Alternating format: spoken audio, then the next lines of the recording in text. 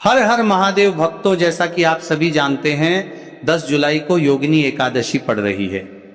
आपको इस दिन चुपचाप इन 3 वृक्षों को छूकर आ जाना छप्पर फाड़कर होगी।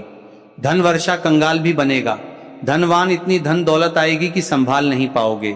जन्मों जन्मांतर की गरीबी तत्काल हो जाएगी। दूर अगर विश्वास नहीं तो 10 जुलाई 2026 योगिनी एकादशी के दिन प्रैक्टिकल करके देख लेना। जी हाँ भक्तों, आज के इस वीडियो में हम जिन चमत्कारी देव वृक्षों के बारे में बात करने वाले हैं, उन देव वृक्षों में योगिनी एकादशी के दिन स्वयं भगवान विष्णु और माता लक्ष्मी जी का वास होता है और यह वृक्ष आपके घर के आसपास ही बड़ी आसानी से मिल जाएंगे।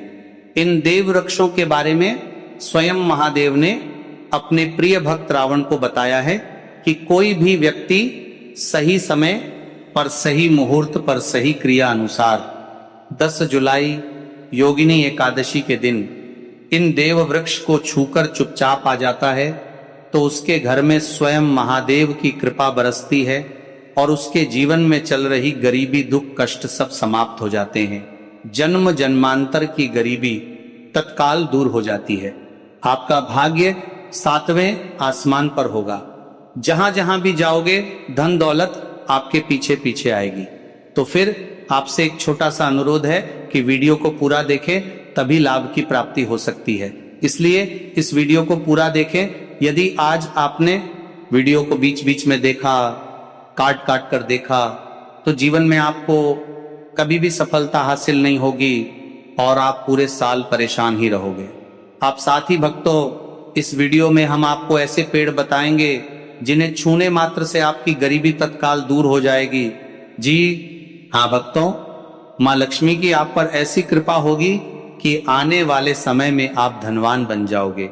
भक्तों, अगर आप 10 जुलाई योगिनी एकादशी के दिन ये जो पेड़ हम आपको बताएंगे, उन पेड़ों को छूने मात्र से आपकी गरीबी दूर हो जाएगी। भक्तों, इस बार योगिनी एकादशी कई वर्षों बाद विशेष संयोग में आई है, तो जिन वृक्षों के बारे में हम आपको बताने वाले हैं, अगर आप उन्हें हमारे बताए अनुसार सही समय और शुभ मुहूर्त देखकर छू लेते हैं तो यकीन मानिए आपके जीवन में कुछ दिनों बाद धन की वर्षा होने लगेगी। फिर आपके जीवन में आपको उन्नति करने से कोई नहीं रोकेगा पाएगा। आपकी हर मनोकामना पूरी होगी, खुशियों से भर जाएगा आपका घर। यदि आप 10 जुलाई योगिनी एकादशी के दिन इन देव वृक्षों को छू लेते हो तो तीनों देव ब्रह्मा विष्णु महेश का आपको आशीर्वाद मिल जाएगा। इसीलिए भक्तों, इस वीडियो को पूरा देख लीजिए। तो चलिए जानते हैं कि कौन से ऐसे पौधे हैं जिनको 10 जुलाई योगिनी एकादशी के दिन छू कर आ जाना है। लेकिन उससे पहले अगर आप इस चैनल पर नए हैं तो चैनल को सब्सक्राइब करके वीडियो को एक लाइक जरूर करें। साथ ही आप अपनी राशि या अपने शुभ नाम को कमेंट बॉक्स में जरूर डाल दें, क्योंकि हम आपकी राशि से जुड़ा भाग्य भी बताते हैं और भाग्य में चल रही परेशानियों को तत्काल दूर करने के लिए आसान से आसान उपाय भी बताते हैं। इसीलिए आप अपनी राशि कमेंट बॉक्स में जरूर डाल दें। तो चलिए भक्तों, वीडियो को शुरू करते हैं। देखिए भक्तों, हमारी हिंदू संस्कृति में कई तरह के पौराणिक मान्यताओं को महत्व दिया गया है कि कई ऐसे पेड़ पौधे कई होते हैं जो कि देव वृक्ष कहे गए हैं और काफी शुभ भी माने गए हैं। प्रकृति में मौजूद कई ऐसे पेड़ पौधे होते हैं जो कि हमारे जीवन में चल रही परेशानियों को दूर कर देते हैं। खास बात यह है कि पेड़ पौधे की न सिर्फ लोग पूजा करते हैं बल्कि औषधि के रूप में भी प्रयोग करते हैं। ये कई प्रकार की बड़ी से बड़ी बीमारी को ठीक करते हैं और वेद पुराणों में भी कई प्रकार के पेड़ पौधों का उल्लेख है। भक्तों, यदि आप भी 10 जुलाई योगिनी एकादशी को इन वृक्षों को छू लेते हो तो आपको महादेव का ऐसा आशीर्वाद मिलेगा जिससे कि आपके जीवन की समस्त परेशानियां दूर हो जाएंगी।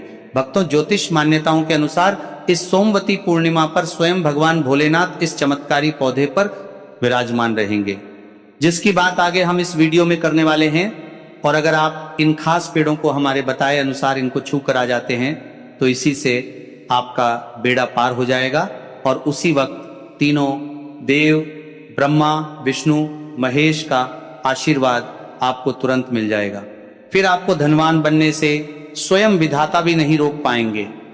तो भक्तों, उन चमत्कारी वृक्षों को बताने से पहले हम आपको योगिनी एकादशी के बारे में जानकारी दे देते हैं, ताकि आपको उन देव वृक्षों को छूने के लिए सही शुभ मुहूर्त का पता लग जाए।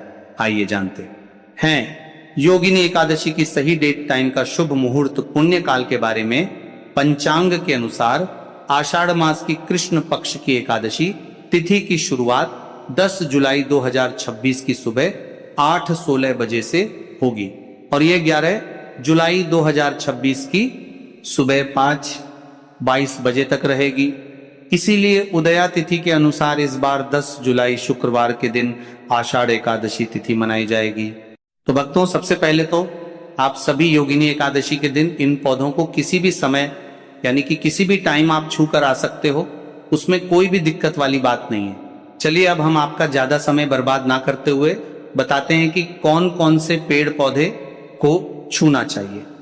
भक्तों, हमारे हिंदू धर्म में देवी माता रानी के अनेक स्वरूप कहे गए हैं, जिसमें वृक्षों को भीमा देवी के स्वरूप कहा जाता है। तो आज हम आप लोगों को ऐसे वृक्ष के बारे में बताएंगे जिनको 10 जुलाई योगिनी एकादशी के दिन छूना बेहद शुभकारी बताया गया है। योगिनी एकादशी में इनको छूने मात्र से शत्रु दोष, कर्ज दोष, गरीबी दोष सब समाप्त होते हैं। योगिनी एकादशी का दिन भगवान विष्णु और माता लक्ष्मी को प्रसन्न करने के लिए सबसे उपयुक्त दिन माना जाता है और योगिनी एकादशी के पावन पर्व में कुछ ऐसे वृक्ष हैं जो कि देव वृक्ष कहे गए हैं, देवी वृक्ष कहे गए हैं। ये देवी के स्वरूप होते हैं, माता काली के स्वरूप होते हैं और हमारे धर्म में पेड़ पौधे को देवी देवता मान करके हम इनकी पूजा करते हैं और हमें पूजा भी जरूर करनी चाहिए। विज्ञान भी कहता है पेड़ पौधे मनुष्यों को फ्री में प्राणवायु प्रदान करते हैं और पेड़ पौधे हमें ऑक्सीजन देते हैं और हमारे जो कार्बन डाइऑक्साइड होता है उसे ग्रहण करके सभी प्रकार की जितनी भी नकारात्मक चीजें होती हैं उसे अपने अंदर में स्वयं सोख लेता है और हमें ताजगी प्रदान करता है।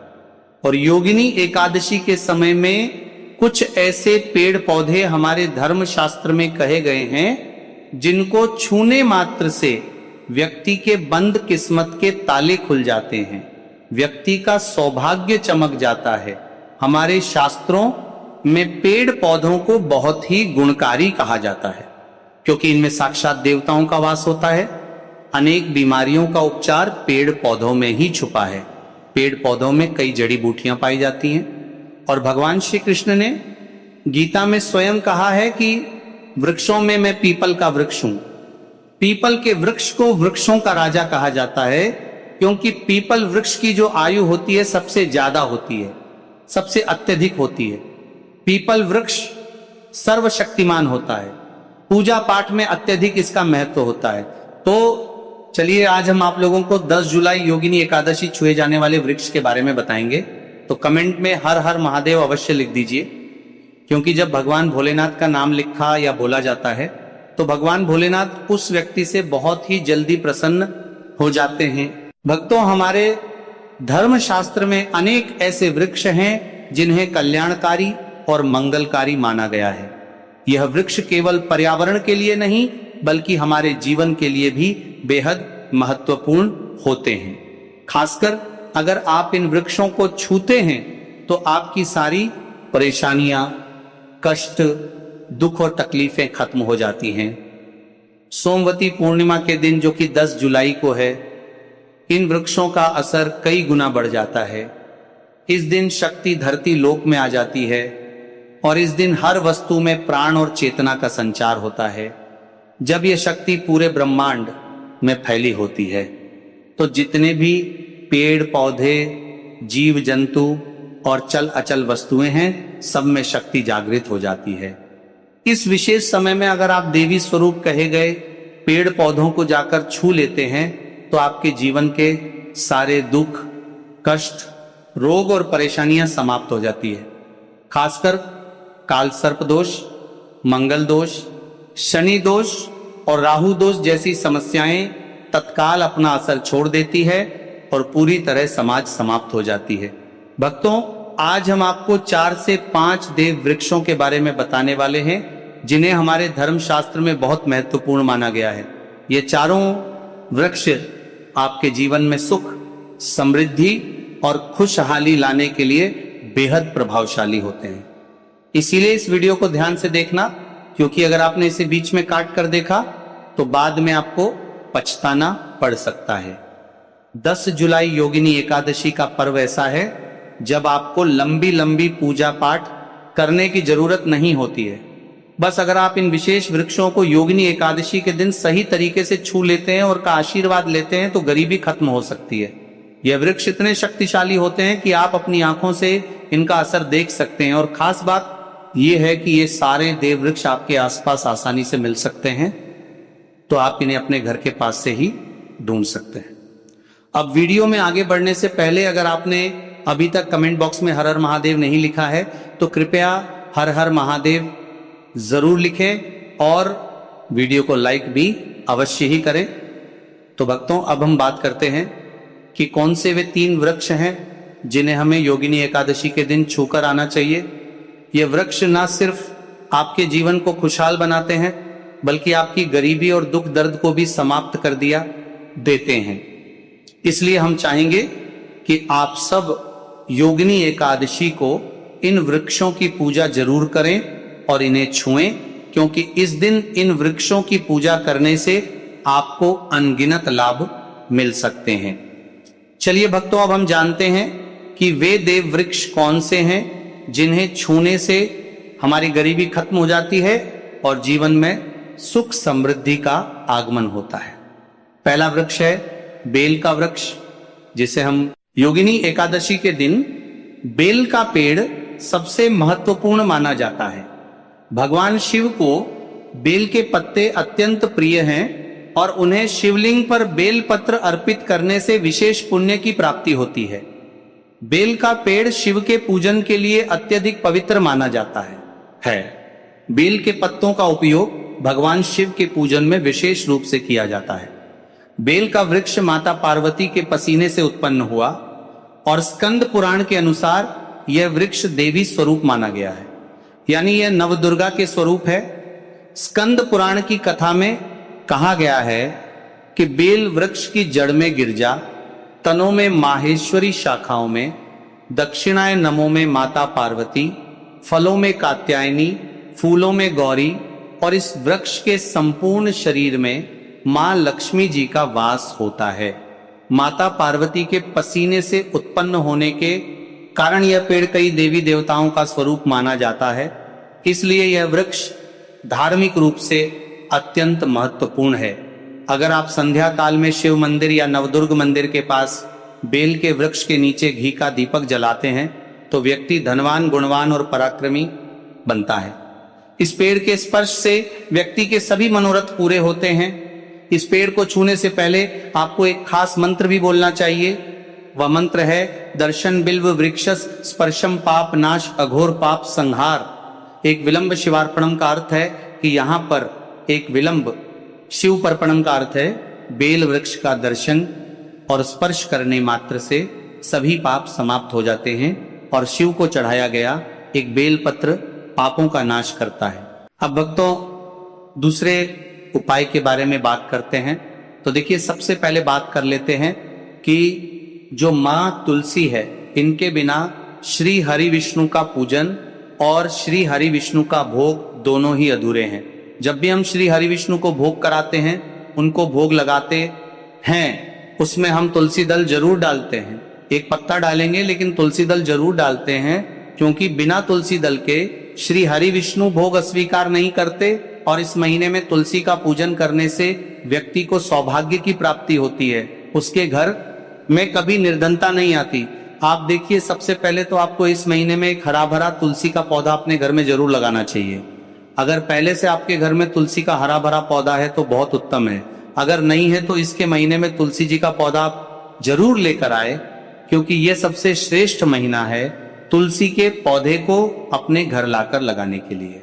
दूसरी चीज, कि देखिए इस महीने में या उससे पहले आपके घर में तुलसी जी का पौधा सूख गया है, और अगर तुलसी का पौधा आपके घर में सूखा हुआ है तो उससे कौन सा उपाय है जो आप करके रातों रात अपने भाग्य को चमका सकते हैं। तो देखिए, अगर आपके घर में अगर तुलसी जी का सूखा हुआ पौधा है, इसमें आपको हरे हरे भरे पौधे से उपाय नहीं करना।